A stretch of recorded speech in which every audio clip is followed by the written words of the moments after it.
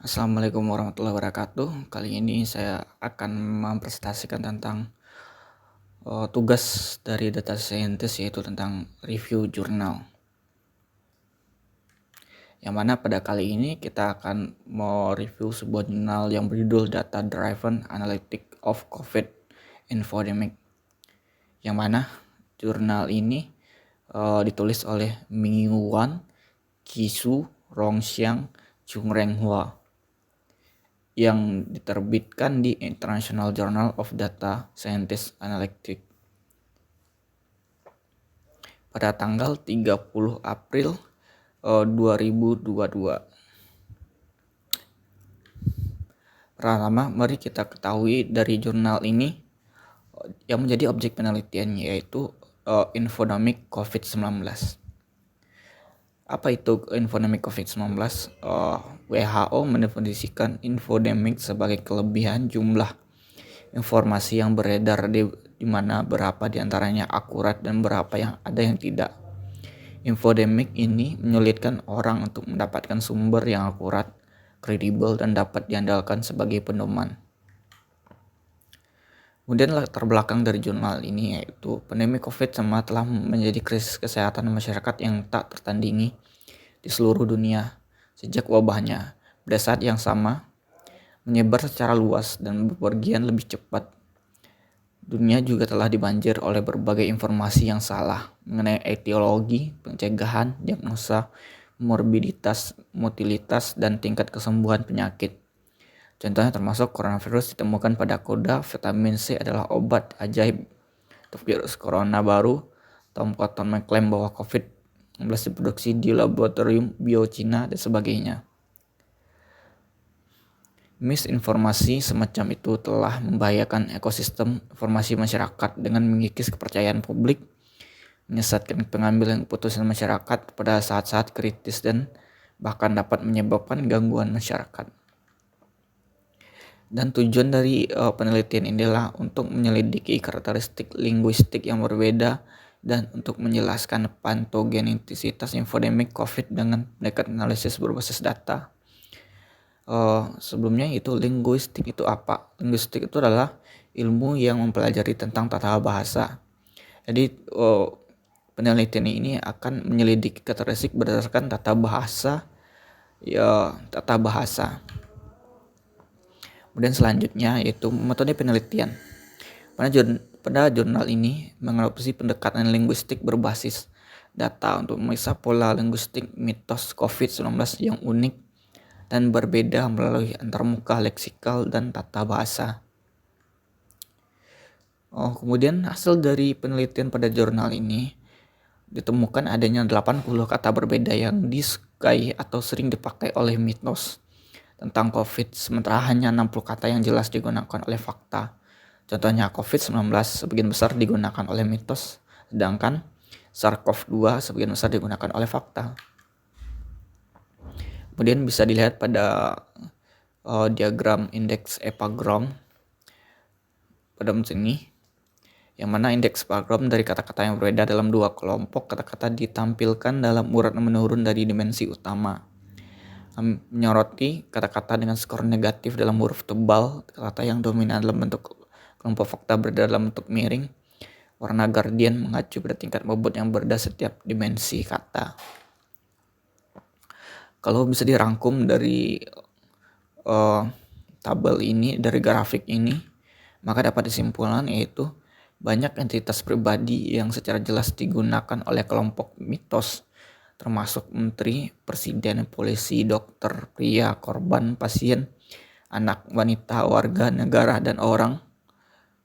Perhatikan bahwa kelompok mitos memberikan perhatian khusus kepada orang-orang yang kurang kuat, yaitu wanita, anak, dan korban, menunjukkan emosi simpatik terhadap orang-orang yang rentan.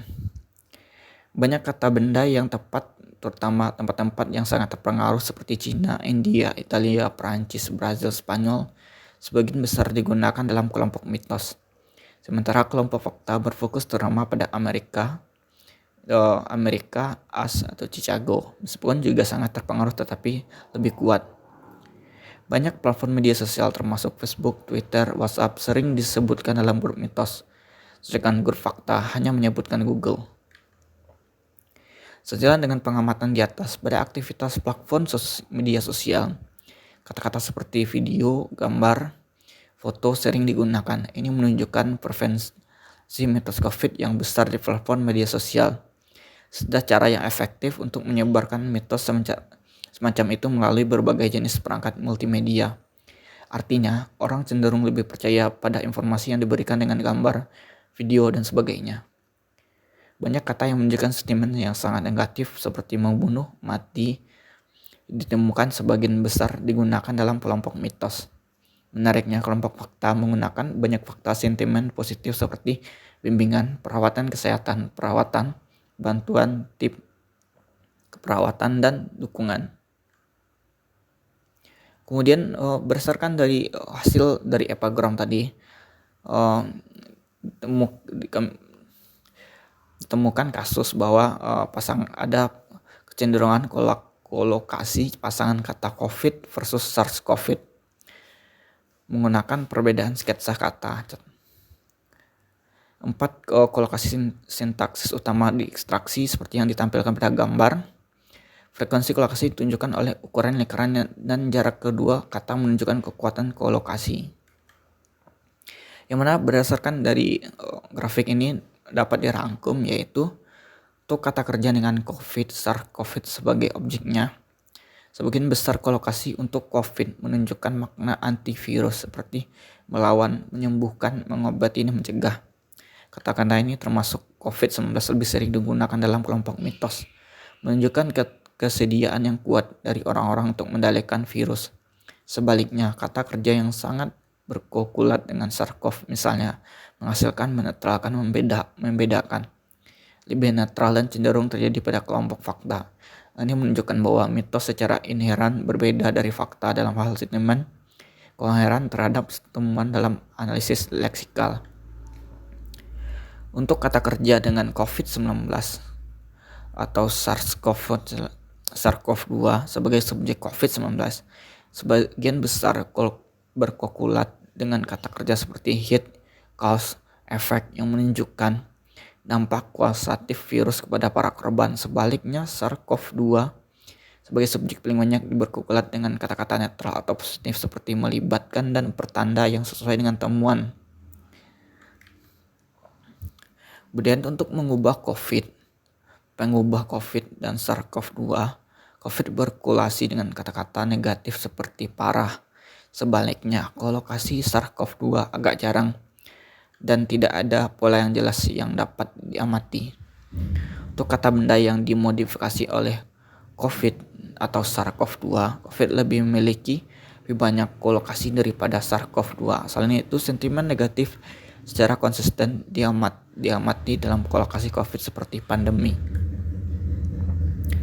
Kesimpulan dari jurnal ini yaitu hasil penelitian menunjukkan bahwa infodemik COVID-19 ditandai dengan bahasa berpola yang lebih memiliki beberapa kelompok kata yang menonjol dan kategori leksikal. Artinya mitos COVID menginvestasikan dirinya sebagai kode yang berbeda secara linguistik yang lebih terbuka, dinamis, negatif, simpatik, dan aktif.